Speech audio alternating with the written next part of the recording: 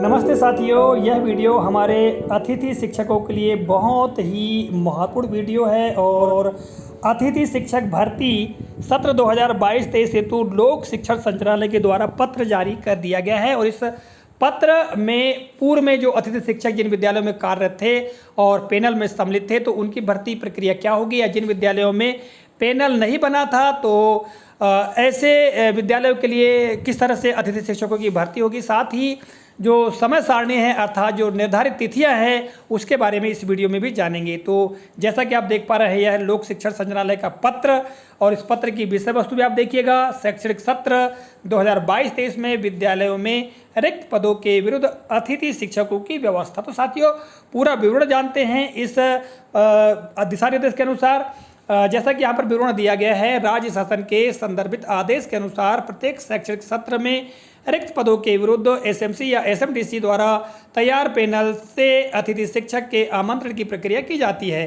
शैक्षणिक सत्र 2022-23 के लिए रिक्त पदों के विरुद्ध अतिथि शिक्षकों के आमंत्रण हेतु निम्नानुसार कार्रवाई करें। तो साथियों, जैसा कि हमें ज्ञात है, प्रति वर्ष अतिथि शिक्षकों की व्यवस्था विद्यालयों में होती है। इस सत्र में अर्थात सत्र 2022-23 में भी अतिथि शिक्षकों की व्यवस्था होनी है और उसके लिए यहाँ पर बहुत सारी जानकारियाँ दी गई हैं। सबसे पहली बात यह है, या सबसे पहला बिंदु यह है रिक्तियों का अपडेशन। तो रिक्तियों का अपडेशन के लिए यहाँ पर कहा गया है कि अतिथि शिक्षकों की आवश्यकता निम्नलिखित कारणों से हो सकती है। तो साथियों, यहाँ पर बिंदु क्रमांक 1 और 2 में जिन कारणों से अतिथि शिक्षकों की व्यवस्था होनी है उसके बारे में बताया गया है। तो बिंदु क्रमांक 1.1 यहाँ पर देखिएगा, नियमित शिक्षक के कार्यरत नहीं होने के फलस्वरूप रिक्ति के कारण। यानी जिन विद्यालयों में यदि नियमित शिक्षक पदस्थ नहीं हैं तो ऐसी स्थिति में नियमित शिक्षक के बदले में अतिथि शिक्षकों की भर्ती की जाएगी। और दूसरा बिंदु है 1.2, नियमित शिक्षक के 15 दिन या उससे अधिक दिवस के अवकाश पर होने या किसी प्रशिक्षण इत्यादि में जाने पर, ठीक है, वो विद्यालय में उपस्थित नहीं रहेंगे तो उनके स्थान पर फिर अतिथि शिक्षकों की भर्ती की जाएगी।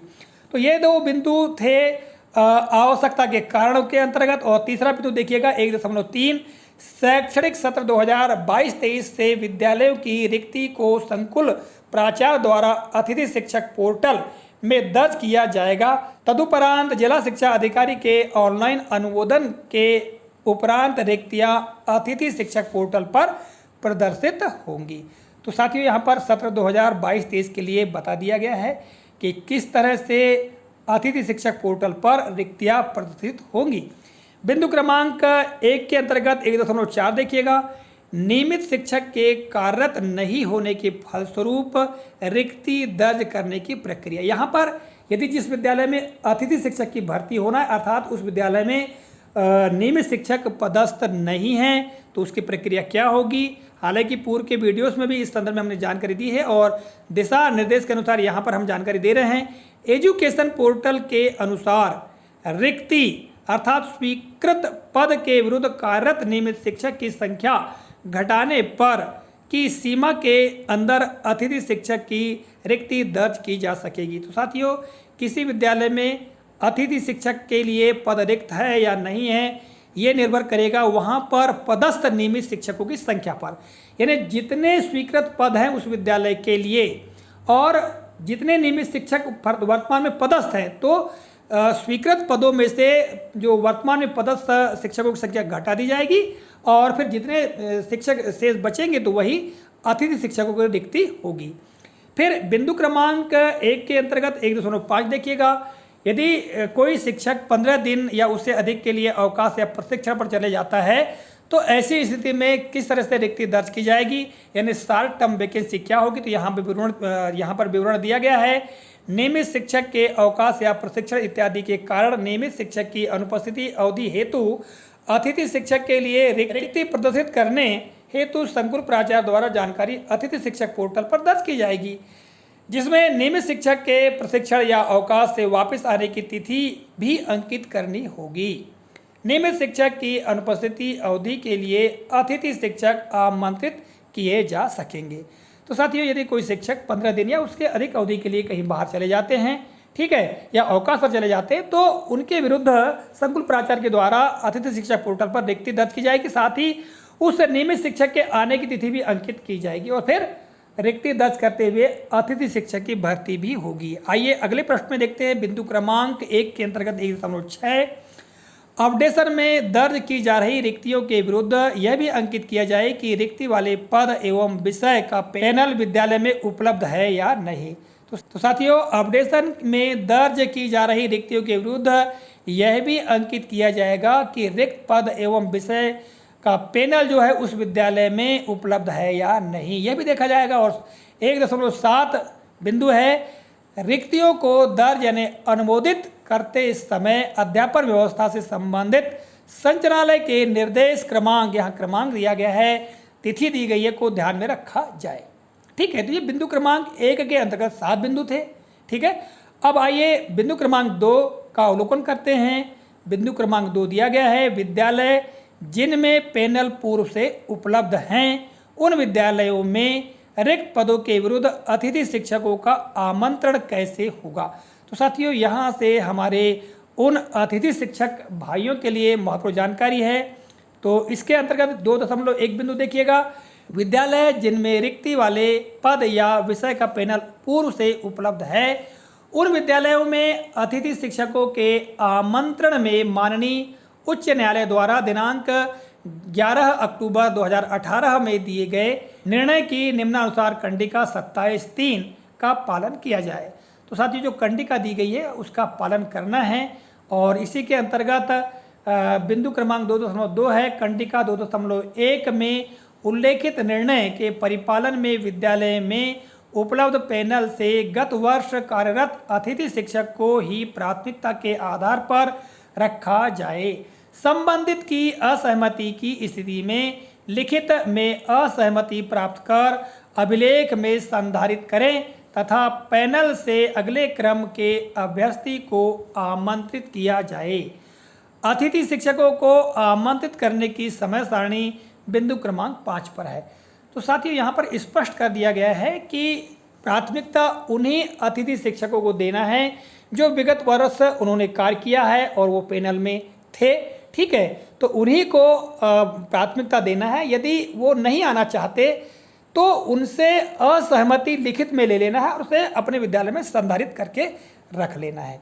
एक महत्वपूर्ण बात साथियों जो यहाँ पर दी गई है, बिंदु क्रमांक 2.3 में संदर्भित पत्र क्रमांक 3 की कंडिका 3.1.2 के अनुसार गत वर्ष यानी पिछले साल 30% से कम परिणाम वाले आवेदक को अतिथि शिक्षक हेतु आमंत्रित नहीं किया जाए। साथियों, ये बहुत ही महत्वपूर्ण बात है। ऐसे अतिथि शिक्षक जो विगत वर्ष थे और उन्होंने अपने विषय का परीक्षा परिणाम 30% से कम दिया है, तो ऐसे अतिथि शिक्षक को आमंत्रित नहीं किए जाने के लिए पत्र में जानकारी दी गई है। तो साथियों, आपको ध्यान रखना है, यदि इस सत्र में आप अध्यापन कराते हैं तो अपने विषय का आप 30% से ऊपर रिजल्ट अवश्य लाए ताकि आपको आगामी वर्षों में अध्यापन कराने का मौका मिल सके। और यहाँ पर देखिएगा, इसके बाद तीसरा जो बिंदु दिया गया है 7, विद्यालय जिनमें पैनल पूर्व से उपलब्ध नहीं है उन विद्यालयों में रिक्त पदों के विरुद्ध अतिथि शिक्षकों का आमंत्रण कैसे होगा।